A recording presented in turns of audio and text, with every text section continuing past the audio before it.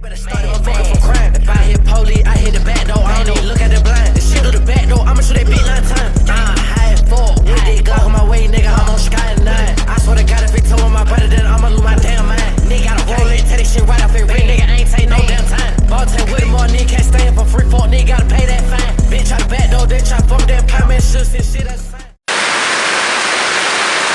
What's up, guys? Welcome back to my channel. So today for you guys, I'm going to be reacting to Ant-Man and the Wasp Quantumania review by IGN, and this movie comes out this Friday.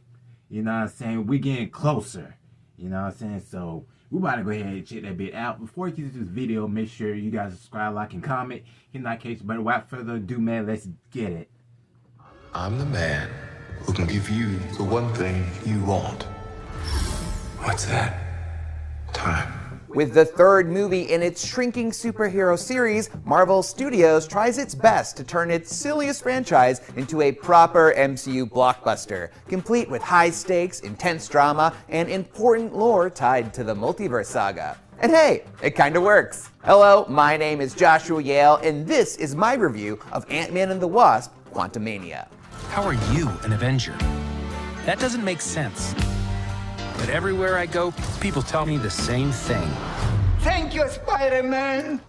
To the movie's credit, it does manage to supersize this adventure while still maintaining the awkward, deadpan humor that makes Paul Rudd's portrayal of Scott Lang so endearing. You're not the one with the hammer. It's Thor. We get confused a lot. Similar body types. Who are you?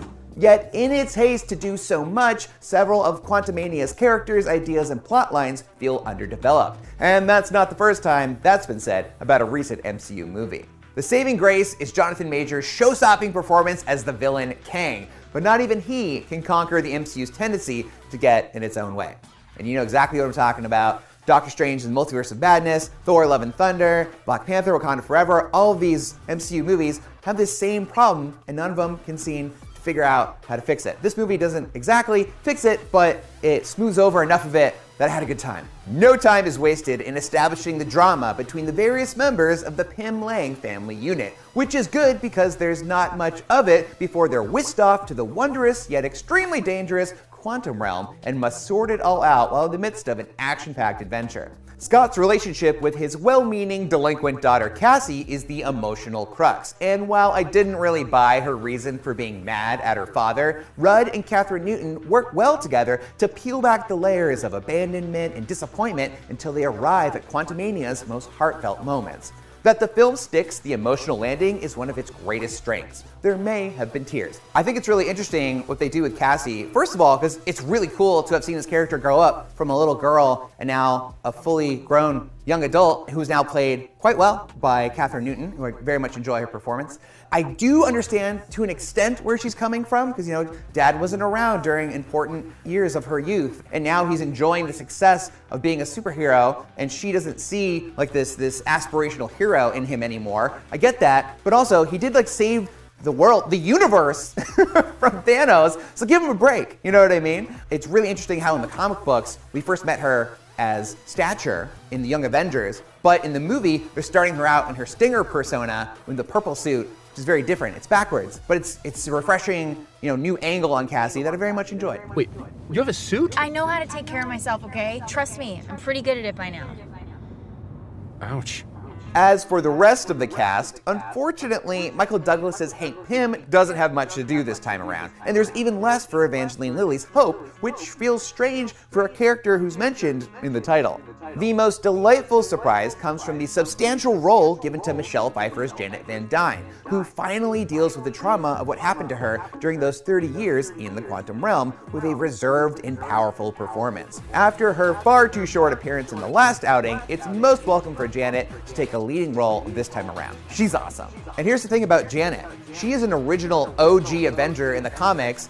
Obviously things are very different in the MCU, but when they really hyped her up for Ant-Man and the Wasp, you know, the second movie in this series, and then she only really had like a few minutes of screen time, I was super disappointed. So this movie definitely feels like they're recognizing this Marvel icon, and we get to see her actually do a lot of really awesome, cool stuff in the movie. So props to them for that.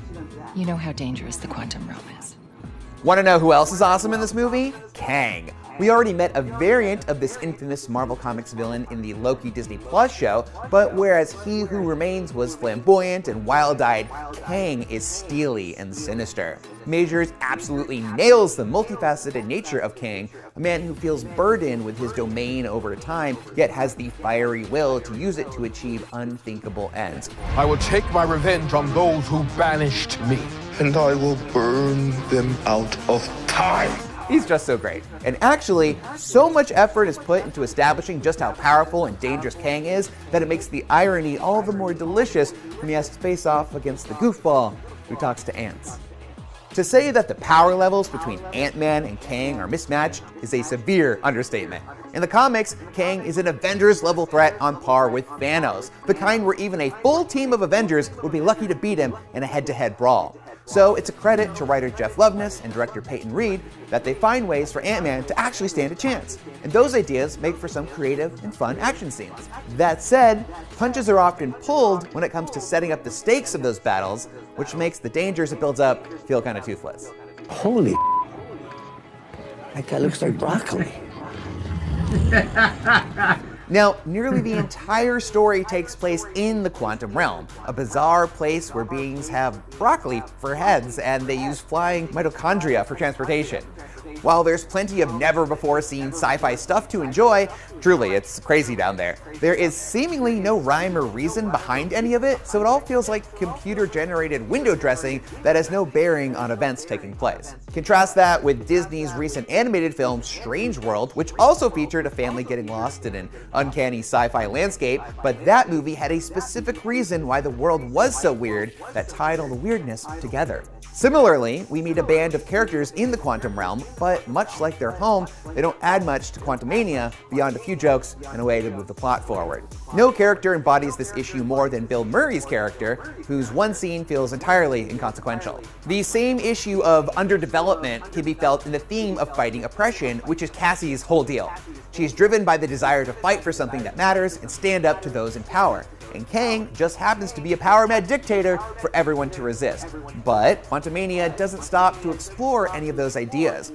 Another recent Disney project, the Star Wars series Andor, showed in intimate detail how rebellion can break out from under the evils of fascism. Yet, Quantumania is content without that kind of closer examination.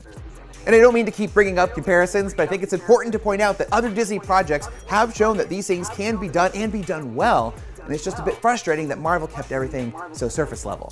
We also have to talk about MODOK. The fan favorite, murderous, giant, floating head has finally found his way into the live-action MCU, and while his oversized, stretched-out face never quite looks right, and his body looks like a Decepticon design rejected for making people feel too uncomfortable, the character actually works. I never could have predicted that MODOK, of all people or, mental organisms designed only for killing, would have one of the most effective character arcs in the movie, but here we are. I just think you should get to have a normal life. Dad, a guy dressed like a bee tried to kill me in my room when I was 6. I've never had a normal life. So, to wrap this up, Ant-Man and the Wasp Quantumania has just enough entertaining moments, great performances, and heartfelt family story to make up for its more underdeveloped aspects, namely the exploration of its central themes, new characters, and the quantum realm itself. Even so, Quantumania really works as a culmination of the Ant-Man series, a way to start things in motion for Phase 5, and a promising roadmap of where the multiverse saga is going. Which is why I'm giving this film a 7 out of 10, which on our scale means it's good. It's a good movie.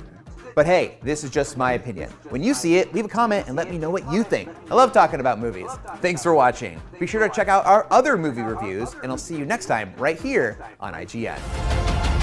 You thought you could win.